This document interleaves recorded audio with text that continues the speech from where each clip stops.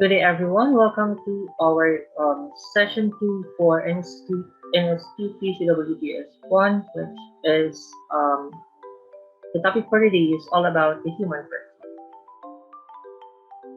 First, previously in NSTP CWTS 1, we talked about the legal basis of NSTP. Bakit nga ba kailangan natin itong i-take? And what are the components? What is CWTS, LTS, and ROTC? Ano yung mga topics under ng NSTP. So, ano yung flag heraldic code, and we also have a review of your Philippine history class meeting. And then, part of your assignment is an insight paper that tackles about the heroism of Aguinaldo. Aguinaldo a hero or not? Why or why not? So upon reading your essay, some students gave a very good answers or a very good essays or insights in this topic. They really presented their facts right and they rebacked their claim as to not that Aguinaldo is a hero because he achieved independence in his reign or in his presidency.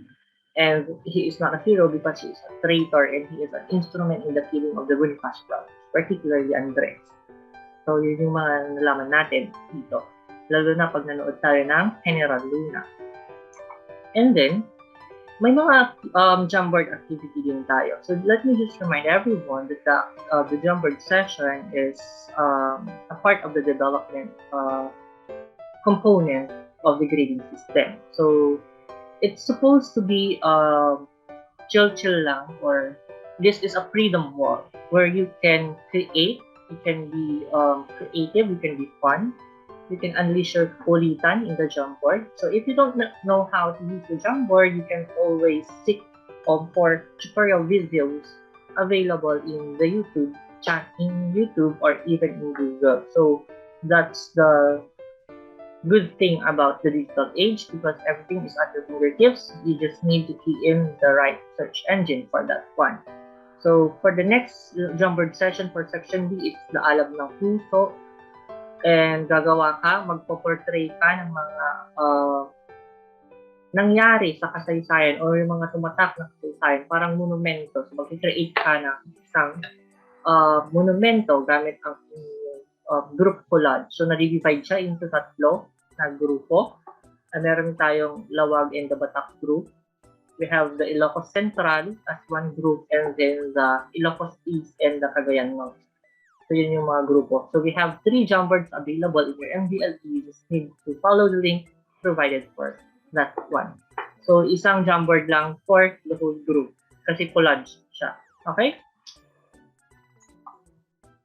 So ngayon naman, binigay ko last meeting yung film viewing activity number 1, which is The Boy Who Harnessed the Wind. Ngayon, let's discuss yung mga top mga nuggets or the realization we had for the film given. So first, what are the traits of William that a college student should possess? So we all know that William is a determined person. So si William is eager to learn. He is very resourceful. He thinks. He is very inquisitive. Diba tinanong niya kung how does a dynamo work? Tapos sabi ni ng kanyang teacher that if there's something inside the dynamo that parang nag-rub ng hands and that's ridiculous, right?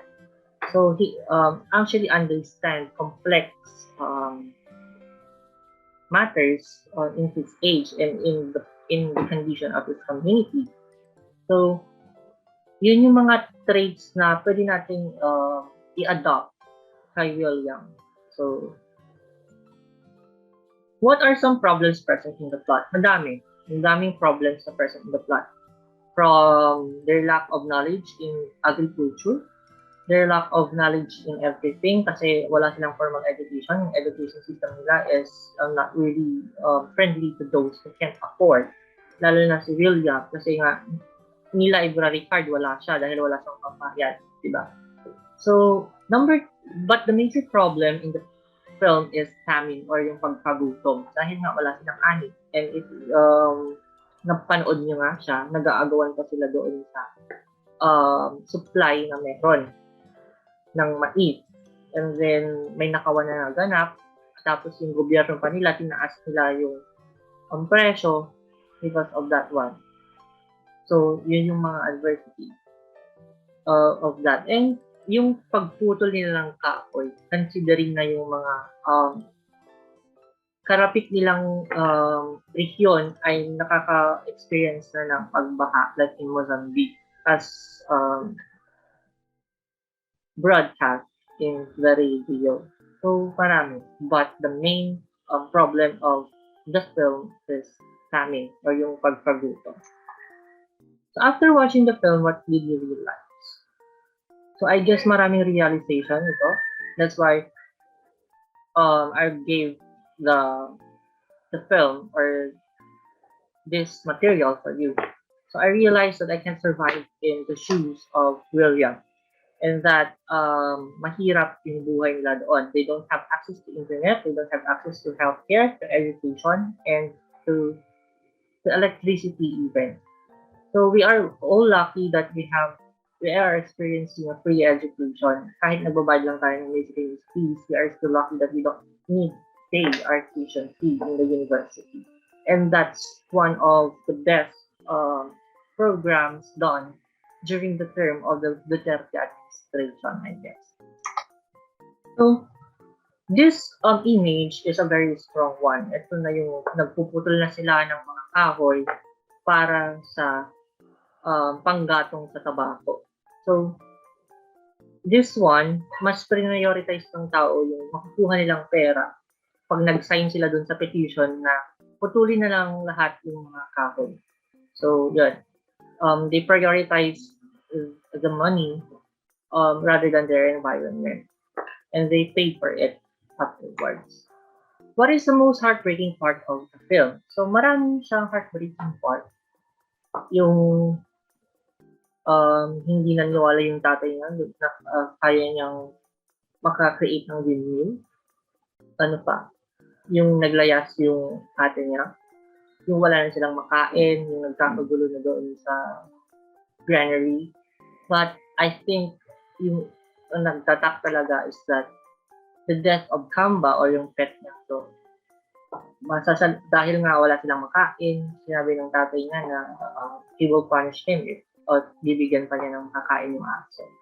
So, mga ganong bagay. After all the adversities that they've been through, did they continue believing in God? So, I guess yes. Kasi dito, when Tribal tried to pray for grace, sinabi ni Agnes na it's not already necessary. Sa lahat ng pinagdadaanan nila, kailangan ba nilang mag-pray. Kasi nga dito, parang nag-decide na sila kung ano yung kakainin nila kasi 1 meal lang yung pwede doon sa supply na meron sila. So if you only eat 1 meal na day, what meal will you choose and why? So this question is very strong in nature. Kung ikaw yung mamimili, ano nga ba yung pipiliin mo? Sabi ni Agnes, she will choose supper or yung panggabi na meal because you can't eat an empty stomach.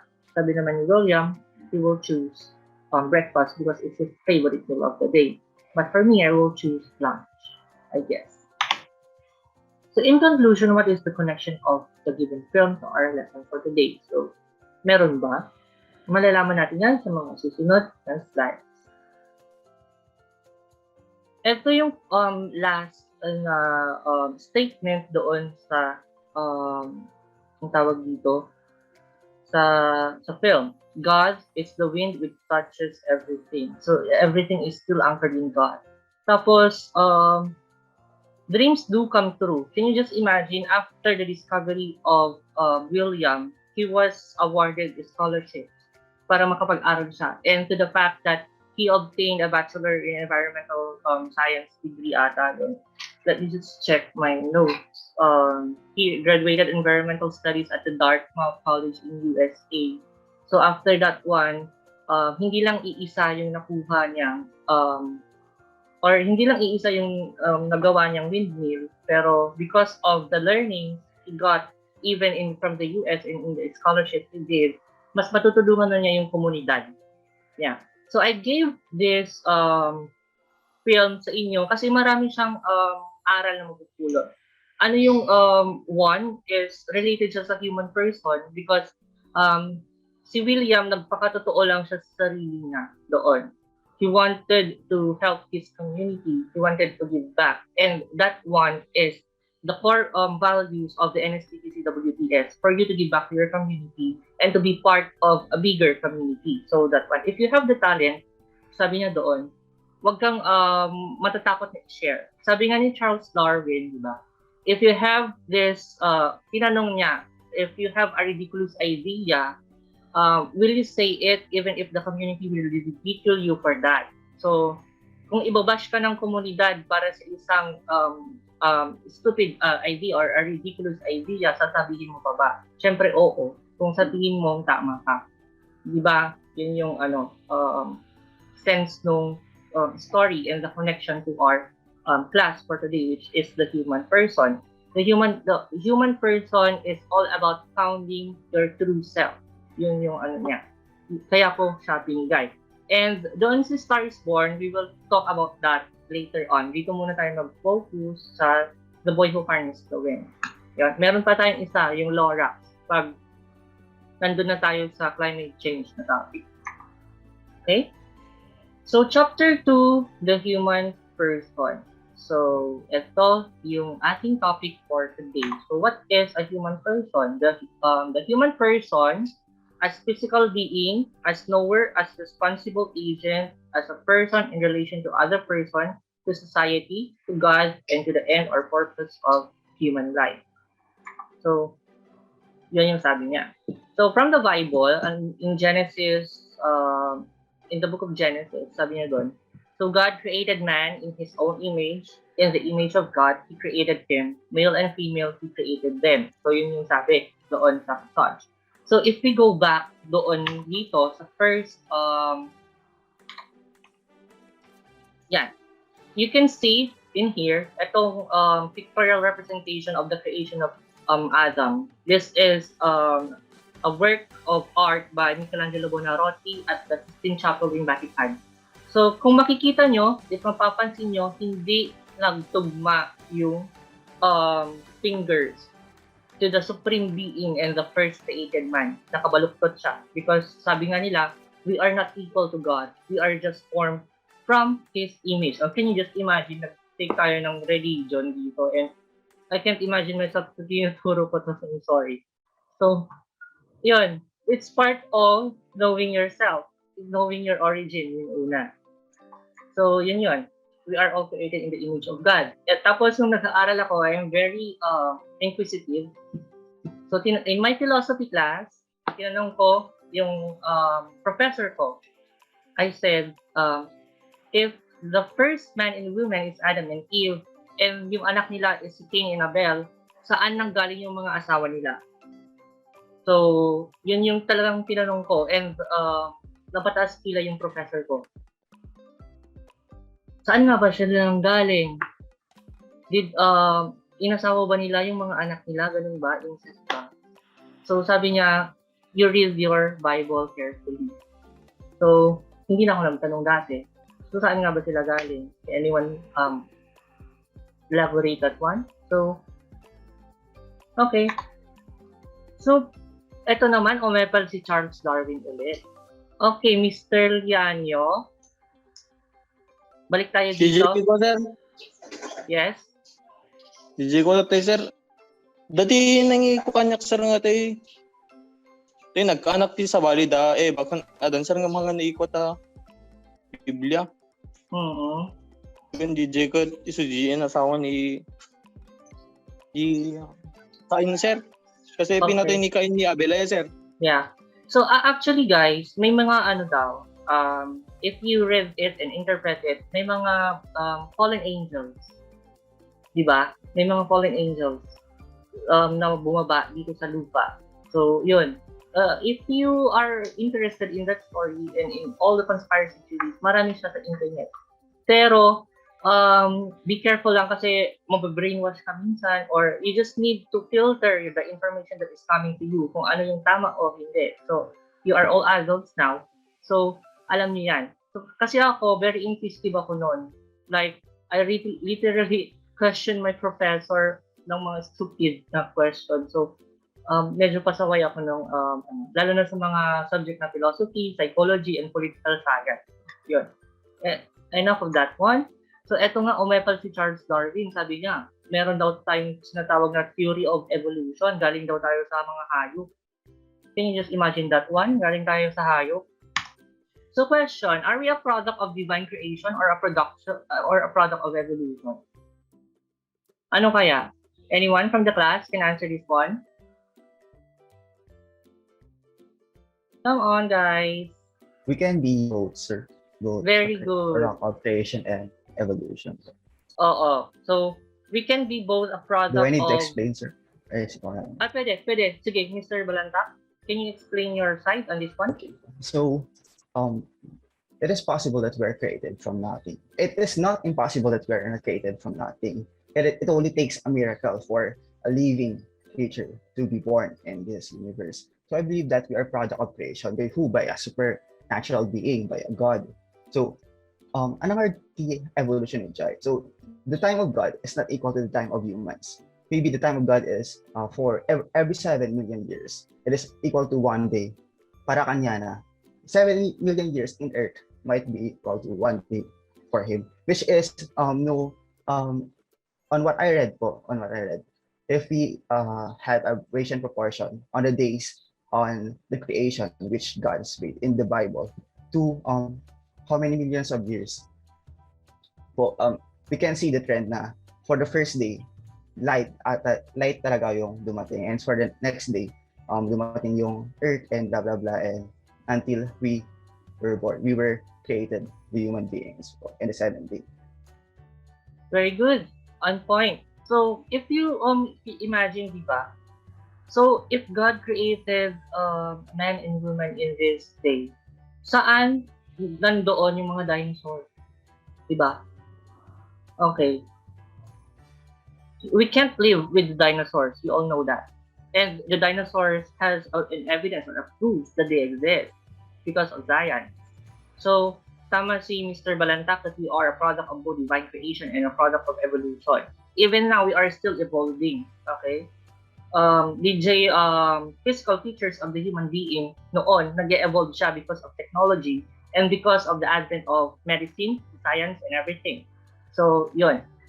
This one, nakita ko tong question na to sa Grey's Anatomy. Sinabi ni April Kepler ito. Are we a product of divine creation or are we a product of evolution? And then, inanswer niya.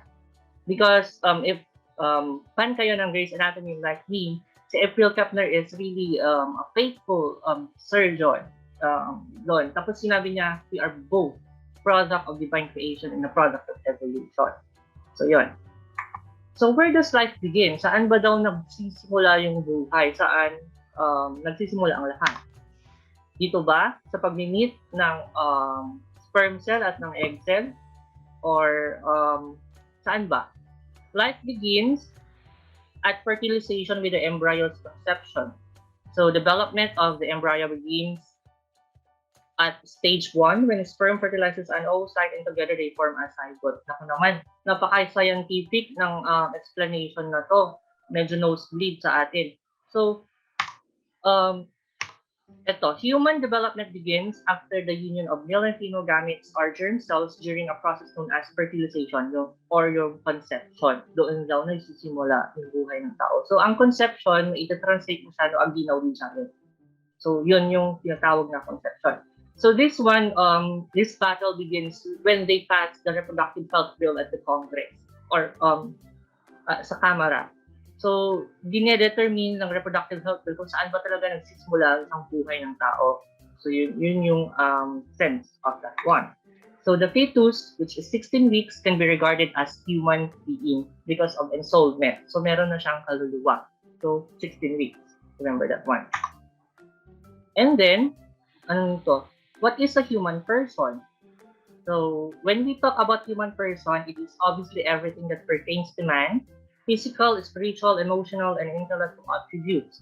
There are several definitions of a human person based on different perspectives. So, may sinabi si Aristotle, Boethius, and everything. Pero sabi ng dictionary, a human person as a living self-conscious animal or thing. Can you just imagine merong animal doon? So, but based on evolution or based on the theories, there we are the supreme kind of animal, animalistic in nature. So, yun. So, ano nga ba yung characteristic ng isang person? Dapat siya ay rational, dapat siya ay free, dapat siya ay unique, and is a social being, and number 5 is sexual. So, yun yung characteristic. I will not discuss this one in details because this is self-explanatory. Ang kailangan lang natin tandaan na ang characteristic of a person ay nakategorize into 5. So, we have rational, free, unique, social being, and sexual. So, yun. Considering the characteristic of and their definitions, given it can be deducted that a human person is the ultimate expression of supreme being that has the freedom, capacity, and ability to reason, reflect, and relate to his whole existence. So, ito naman, meron tayong tinatawag na core and related values. So, meron siyang physical, meron siyang intellectual, moral, spiritual, social, economic, and political. So, ano yung values niya? Makikita niyo dito sa table. And dito naman, sa ating right side of the screen, if you are facing it, ito yung tinatawag na Maslow's hierarchy of needs. So, meron ditong physiological, safety needs, love and belonging, esteem, and self-actualization. So, Maslow's hierarchy of needs is used to study how humans intrinsically partake in behavioral motivation. So, Maslow used the terms physiological, safety, belonging, and love are social needs, esteem, and self-actualization to describe the pattern to which human motivations generally move. So, ayun, yung sinasabi niya. Question. What part of Maslow's pyramid does sex belong? Anyone? Physiological, sir. Very good. Okay. So, Maslow's hierarchy places sex in the needs category along with food and breathing. Can you just imagine that sex is a need? It treats sex solely from an individualistic perspective. For example, sex is placed with other physiological needs which must be satisfied before a person consider higher levels of motivation. So, next slide. Why do you think that sex education should be taught in school? Anyone? Sir, Okay. just may magot, sir. Okay. Go. To prevent teenage pregnancy, sir. Anapay. HIV, sir. Anapay. Okay. So balikan natin to, diba? Ito. Characteristic of a person, number 5 is sexual. So in order for you to be sex ed teaches students how to recognize abuse. It builds respect for their own and other bodies and talks about boundaries and emotional well-being. In some platforms, it even includes conversation about personal skills and communication, gender roles, and portrayal of sex and gender in the media. So, when we talk about sex, it's hindi siya dapat kinakahiya kasi it's part of growing. It's part of you being a person. Kasi sabi nga niya doon sa characteristic, it's number 5, it's sexual. So, yun yung ano niya. And if napanood niyo yung sex education, ano ba yan? Lagi na lang Netflix yung sinasabi ni Sir. Guys, apay nga ka-JP approach ko kasi most of us, even me, di kahit ulit basa tinakaat at iglog na awan picture na. Diba? Nag-boring. Tas lang, So, I usually do, mas gusto ko yung may picture, yung nakikita ko. So, Netflix, marami doon. Hindi lang naman siya kalasuan or kabasusan or crime or whatever, or SPG. Marami kang mapupulot, especially sex education na series. Very open-minded ka. And I like yung ikatlo. Though, hindi lang talaga nagtatagpo si Maeve and si Otis. So, yun. Very important siya. Kasi nga, doon mo mas makikilala yung kung ano yung gusto mo. Yung mas makikilala yung human person inside of you. So, yun. So, ito yung mga infographics to describe the characteristic of a person. Siyempre, ang rational. Okay. At makikita nyo dito, utak siya at saka puso. Hindi pwedeng puso lang ang gumagana. Hindi naman pwedeng utak lang yung gumagana. Okay? So, ito naman, being unique. So, ayan, yung ano natin, fingerprints, that's a unique characteristic. And then free, and then social, syempre kailangan mo ng kaibigan or makipag-socialize to be a part of the community. And then yung number 5 is sexual. Okay? So the essence of a person, ito nga, na-describe niya kanina, dito pumapasok din yung hierarchical of needs as per the Maslow's pyramid, yung physiological, safety, yung social and belongingness, tsaka yung esteem and self-actualization. Tapos, ayun, following Maslow's theory, Carl Rogers, in his person-centered therapy theory, believes that every person has within him an inherent desire towards a positive transformation and development in his capacity.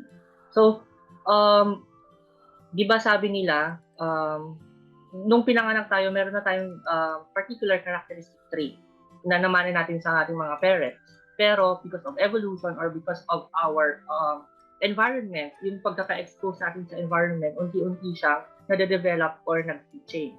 So yun yung ano natin. So we need our community for us to discover who we are, for us to discover the human person inside us. Yun yung sinasabi nitong maraming paragraph na ito. So, eto naman, yung 8 stages of development ni Erik Erikson. So, na-divide siya into certain categories, early, from infancy, early childhood, preschool, school age, adolescence, I guess dito na kayo ngayon, or the young adult part, and the middle adulthood, the maturity, and the maturity. So, to discuss that further, eto siya. So, eto si infant, meron pa siyang basic mistrust. So, di ba, yung mga bata, pag unang tingin pa lang sa iyo, iiyak yan pag hindi siya familiar sa iyo. So, yun, meron siyang mistrust. Ito naman, si toddler, meron siyang shame and doubt. Meron na siyang mahiya or nagda-doubt siya kung tama ba yung sinasabi mo or hindi. Si preschool naman, dito, may initiative siya pero marunong na siyang yung guilt niya nag-build up na. And then si school ager, inferiority and industry. Pwede na siyang magkaroon ng responsibility kasi nga nag-school na siya eh. Si adolescent naman, role confusion, tsaka identity, and usually nandito. So, nako-confuse ka kung ano ba talaga yung sarili mo or medyo at lost ka. Ito naman si young adult, you start to develop intimacy. So, you start to have your partners or whatnot. So, ito, medyo isolation na siya. Yung circle niya or yung social circle niya, very intimate. And then the middle age, generativity. Ito yung stagnation tinatawag kasi ang una mong iisipin is your career and the one that you need to provide to your family. Kaya medyo stagnation siya. And then si older adult naman is despair or the ego integrity na tinatawag. Ito yung nandun ka na kasi sa last episode of your life, parang gusto mo ulit siya bumalik. And then, matigas na yung ulo mo. Kasi sasabihin mo, papunta ka palang pabalik na ako, yung mga ganong linyahan. Dito na siya nag-fall. Okay? Tapos, ito, may table dito na mga virtues and prices. I will not discuss this one. Pag in-upload ko to sa MVLE, you just need to read this one. Okay? And the definition and characteristic of a person, the presumption of Carl Rogers, Abraham Maslow, and Erik Erikson that had been analyzed are simply guiding principles and motivation to do better understand ourselves and examine our potential. So, sabi niya, guiding principles lang to. Di ba sabi ni, anong tawag doon? Yung mga nagpo-feng shui, yung mga sinasabi nila is guiding principles lamang kasi nga daw, hindi naman dinidikta ng mga between yung destiny mo. Nasa sa'yo yan. So, yung ganun din yung sinabi ni Carl Rogers sa kanya Abraham Maslow. So, eto na yung next natin, sexuality. So, your sexuality can play an important role in your identity and sense of self. Diba? Sabi niya, characteristic of a person is sexual. So, Sexuality can also refer to a person's capacity for sexual feelings. More than the need to reproduce, sexual drive is an important part of human emotional expression and deep connection. So, your sexuality is central to your self-identity. So, ang paghahanap mo sa iyong human person self is ito, nakapaloob dito sa sexuality. And, yun. Can someone interpret this one? It's okay if you're not yet ready. Can someone interpret this image given in the slide? Sure. Okay. I think it is a saying that there are late bloomers. Kasi lang hang kapay ready nga rumwar ij ij comfortable nga ayan mo kasi lang hang ka ready nga maki-interact idi sa bali. It's okay. You have to gain more confidence and will rise and give a boom to everyone. Okay. Okay, Mr. Candente. Smile. Wow, ang daming raise ng hand. Very good.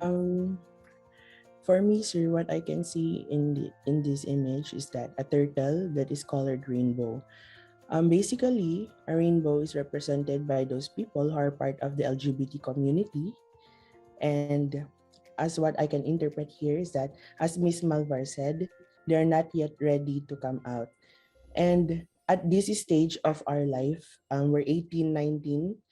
So basically, we're in the stage of confusion, and we are still in finding of who truly what truly our identity is. And if you're not comfortable yet to come out, and if you're not ready to tell or show your true colors to anyone, it's okay, and there's no pressure on that. And I think that is what I can interpret with this image. Very good. So, hindi po natin pwedeng i-out yung mga ayaw mag-out.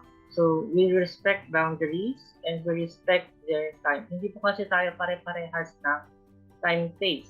May mga nauuna, meron mga late bloomer, ganun nga. So, we respect our own time phase. So, yun. Tama. Very good, guys. Nice participation. So, eto nga, sabi niya dito, embrace diversity. Hindi pwedeng pare-parehas tayo. Ang boring ng buhay kung pare-parehas tayo. So, being part of a community and being the true person, kailangan natin i-embrace ang ating diversity. Kung is gay or bisexual, is he dark or is moreno, mestiza, ano pa ba? Iba yung kanyang religion sa iyo, iba ang kanyang paniniwala, isa ba siyang DDS o isa ba siyang dilawan. We need to embrace all that diversity. Kasi nga, hindi pwedeng iisa lang tayong race or hindi pwedeng iisa lang yung ating taxonomy kasi nga, it will be boring. Boring na lang buhay pag ganun. Okay? So, what about this one? What can you say about this image? Please interpret. Come on, guys. Sino nag-interpret? Right, sir. Okay, Mr. Liano. Yata image, sir, tas lang nagpadadang close-minded, sir, wano tay paniniwala dala tati kuwada, sir. Paniwalaan da. Okay. What about Mr. Balantak? Do you have any In one additional- sentence, sir, I think it is all about perspective. On the man, may kita na circuit iron right on the left side. But I mean, get circuit might kita the G side. So lang kita yun, sir. So lang i-interpret for themselves.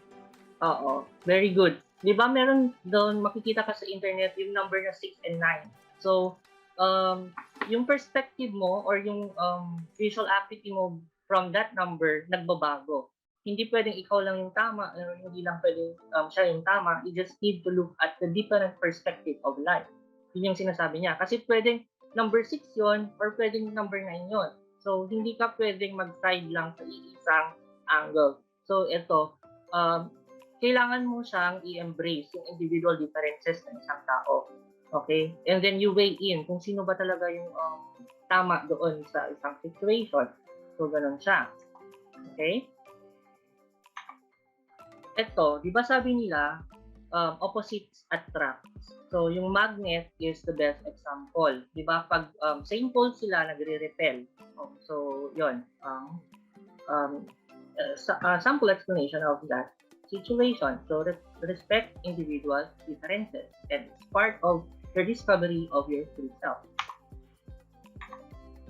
Now, we move on to our next topic, which is mental health. Our mental health directly influences how we think, feel, and act. It also affects our physical health, work.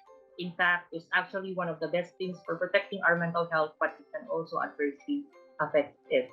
So, very evident ito ngayon, lalo na sa inyo na nag-online class. Even me, I'm also having my online classes sa Masteral. It's very draining. Kahit physically draining yung face-to-face, na mas na-enjoy natin kasi may social interaction. Nakikita natin yung mga crushes natin, may baon tayo. We can also go cutting classes. Napaka-BI ko naman sa mga sinasabi ko. But that's part of life actually. That's part of a meaningful college life. Basta kami nag-ibig may kating kami ka Robinson. Kasi isa accident. So, ayun. So, mental health is actually health. Yun yung sinasabi niya. So, eto, may mga dito, mga blah blah blah about good mental health. Pero I will discuss this one. This could lead us to developing a mental health condition such as anxiety, depression, and substance misuse. So it's very important. Hindi totoo yung sinabi ni Joey De Leon na it's just a trend or anything. It is actually a serious problem. Anxiety, depression, and substance misuse. So, ayan. Excelling, thriving, surviving, struggling in crisis. Yun yung natin. Kailangan natin i-prioritize yung ating mental health. So, what are the health guides? Yung 6 key to mental health. Siyempre, social connection. Very important yun, guys. If you have a problem, you need to talk to someone na trusted mo. Or, you can also need to seek for other options. Pwede kang magsulat or pwede kang gumawa ng anything para i-voice out mo. Pero mas nakakagaan yung social connection. Or you look for someone who can you talk to na pinagkakatiwalaan mo. And staying active, you work out or do sports or whatever, biking and the like. Managing stress, bring healthy diet, syempre quality sleep, and meaning and purpose. Sabi ng isang psychological, whatever, psych friend ko, pag nababurnout ka daw, you stop and then gumawa ka ng mga achievable na tasks. Like for example, maggupit-gupit ka ng mga papers, gumawa ka ng sample task na magagawa mo within the day para to makaiwas burnout or maging plantito or plantita ka, gano'n. Gumawa ka ng dalgona coffee, ano pa ba. Mga simple tasks will make your brain recharge, mga gano'n. And one of my coping mechanism this pandemic is that manood ng K-drama ng Netflix. Siyempre, magtanim, ano pa ba. And yun, humagap ng chismis, gano'n. Yung mga coping mechanism natin. Okay? So, these are some examples of mental health issues, the problematic and the referred. Di ba, pag minsan kasi, yung mga matatalino sa class, sasabihan mong bida-bida. So, that's no-no, guys. Matalino siya dahil nag-aaral siya, hindi siya pabida. Kasi nagpupursige siya, that's why he participates in the class. So, labeling a person by their mental illness, like a schizophrenic or an anorexic, it's a no-no. A person has a diagnosis of or is being treated for schizophrenia. Yun yung sinasabi ng table na ito. So, mental health is health. So the first Mental Health Act legislation in the history of the Philippines has been officially signed into law and was enacted as the Republic Act number 11036 on 21 June of 2018.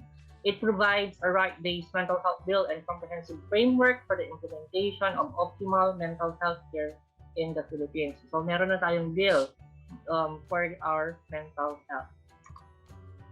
So eto nga, it's okay not to be okay. So meron na naman sa Netflix o nanood din naman si Sir. May K-drama yan, maganda. So ayan, it's okay to ask for help. Yun yung ano natin. So we need to, as a part of the community, we need to reach out to each other. So nung mapansin mo nga ni friend mo kahit medyo not okay, you ask him. Or hayaan mo muna siya doon. But you look for him because you care for him. Ganun. Ngayon, meron tayong assignment. Andito na si Tito Boy. So again, inside paper. So the question number 1 is that, when is it okay not to be okay? And when is it not okay to be not okay? So this is the question given to Karen Lowry during the Binibining Pilipinas. It comes from Tito Boy.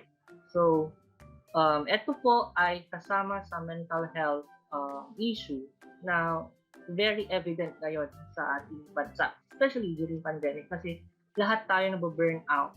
Wala tayong mga tawag dito, outlet for that one. And then the question number 2 is that the suicide rate in the region 1, particularly dito, is really alarming. In 2020, 4 suicides are being recorded in just a day. Can you just imagine that one? 4 yung nagpakamatay in just a day in 2020. As a concerned member of the community, how can you convince everyone that suicide is not a solution? What are the programs you will initiate to avoid mental health conditions? So write an insight paper based on the given question. Use font Tahoma number 12, minimum of 500 words. Write up should not exceed 2 pages, A4. Use the same format last time. So yung binigay kong word format ko last time, yun din po, doon po kayo magsusulat.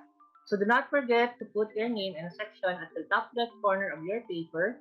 Encode your essay in MS Word and submit a PDF copy in your MDLE.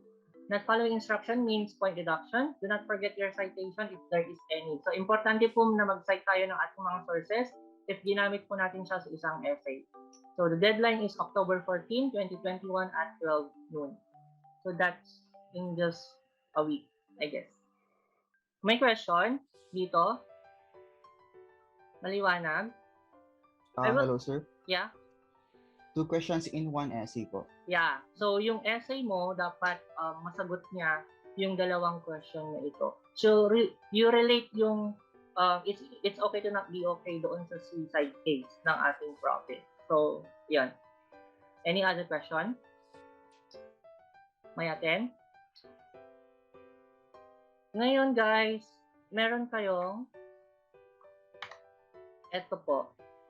Midterm Project Individual for NSTP CWTS. The World Mental Health Day is on October 10, 2021. That's on Sunday. Create a simple poster, digital or hand-drawn, bearing the theme Mental Health in an Unequal World. So yan. So yan po yung theme. Post your entries in your own social media account on or before October 10, 2021.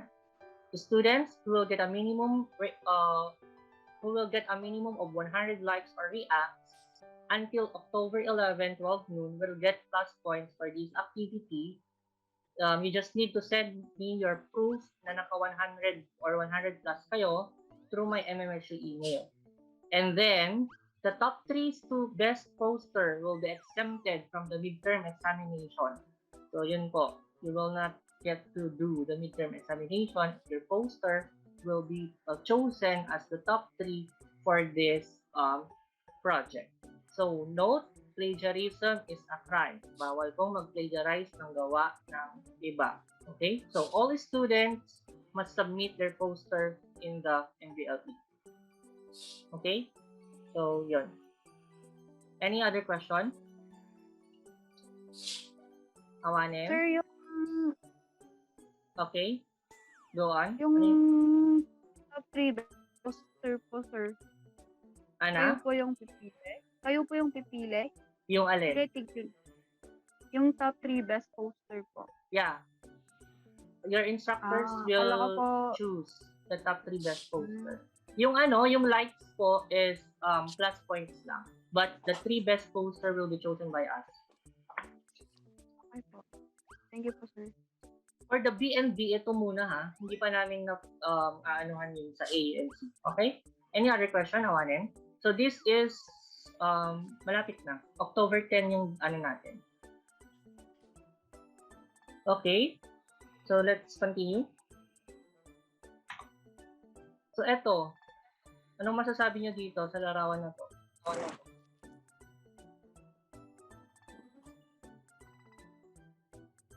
Anyone?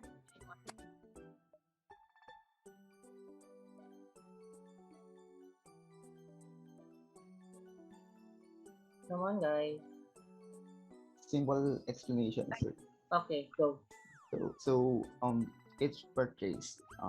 The kid purchased the people who are suffering from mental health, and the thing here, there, the sand represents the project, the useless project that the government has done. So I believe that it tells us na the Manila Bay project or the Manila White Beach is inappropriate or inadequate for people who are suffering from mental health. That project does not really target or does not really solve the problem of people who are suffering from poor mental health issues. So, yun lang po. Okay, very good. So, ang buhangin ay hindi solusyon. So, as ang bala ay hindi solusyon sa COVID. Okay? Bakuna at hindi bala. At proper mental health programs at hindi dolomite. Yun yung natin. Okay? So, eto na tayo. Dito na tayo sa drug abuse. So, yun kasi yung sisik natin sa human person, may mga may mga branches yan. It's either pumunta ka dun sa tamang landas or manibigis ka. So, drug abuse or addiction is part of it. So, addiction is a disease that affects your brain and behavior. When you're addicted to drugs, you can't resist the urge to use them no matter how much harm the drug may cause. So, drug addiction isn't about just heroin, cocaine, or other illegal drugs. You can get addicted to alcohol, nicotine, sleep, and anti-anxiety medication, and other legal substances.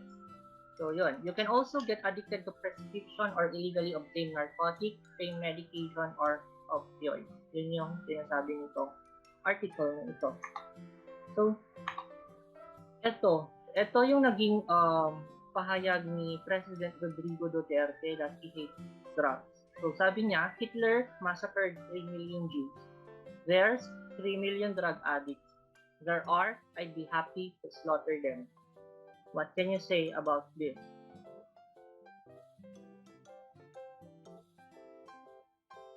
This statement, okay? This is very controversial topic. And we all know that the Duterte administration, yung campaign talaga nila is war on drugs. So, are there really 3 million drug addicts in the Philippines? So, the official statistics show a much lower figure. In 2015, the Philippine Dangerous Drugs Board, or the estimated a total of 1.8 million drug users. Of these numbers, 859,150 were thought to be users of shabu or crystal methamphetamine, the drug of particular concern in the country. So, yung tawag nilang bato or meth. Okay? The term user was defined in the report as someone who had used drugs at least once in the past year. So, meron yung tulak or the pusher and the user. So, yun yung, or mga drug lord. So, yung mga terms na nakapaloob dito sa topic na ito. So, ito. Question, nakabuti ba ang war on drugs sa komunidad? Anyone? Yes or no?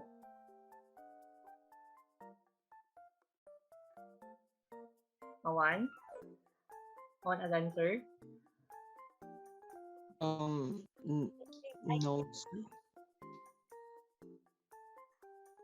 Ito. This is a very graphical image of the war on drugs of the Duterte administration. We can't forget Kian de los Santos, a 17 years old, who was abducted by the police because of the Operation Tokang. And this one was killed in the street. Meron siyang karatula, pusher ako, wag tularan. So sabi ng studies, shock and awe has failed in Philippine drugs war enforcement, says Chief says. This is an article in February of 2020.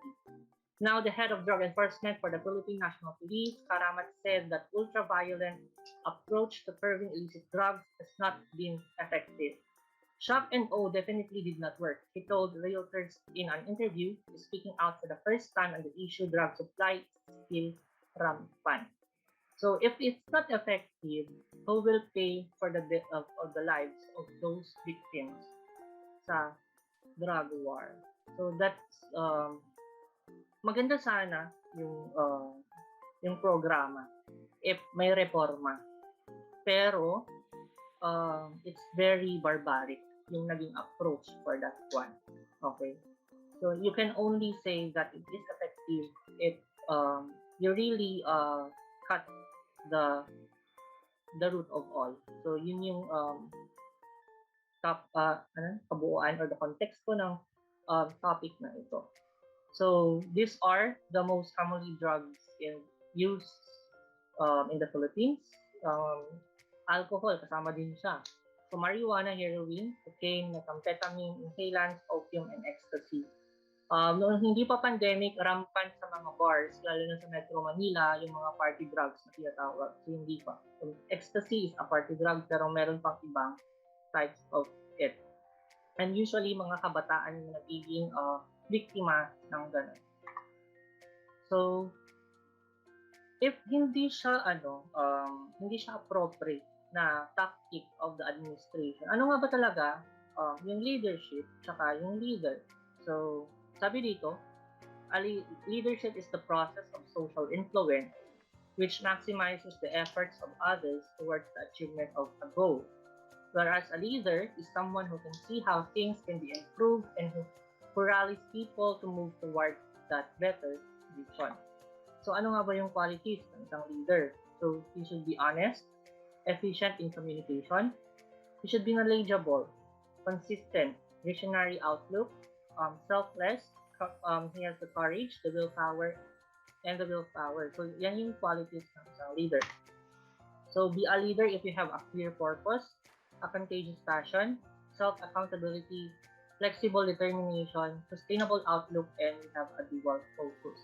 So, mag-i-end na itong slide natin, and then, the 2022 election is coming. So, leadership will be tested again. And I guess some of you are in legal age na to practice the right to suffrage. So, yan yung atin. Ng leadership. If you don't vote, someone else will decide for you. Yun yung sabi ng isang estudyante who are first-time voter. So, your vote counts. Kasi mag-choose ka ng isang leader na mag-lead sa ating bayan ng 6 na taon. So, let's end this slide, sa mga sinabi ni Mahatma Gandhi. So, as human beings, our greatness lies not so much in being able to remake the world, that is the myth of the atomic age, as in being able to remake ourselves. Man becomes great exactly in the degree in which works for the welfare of his fellow men. Yan yung sabi ni Mahatma Gandhi.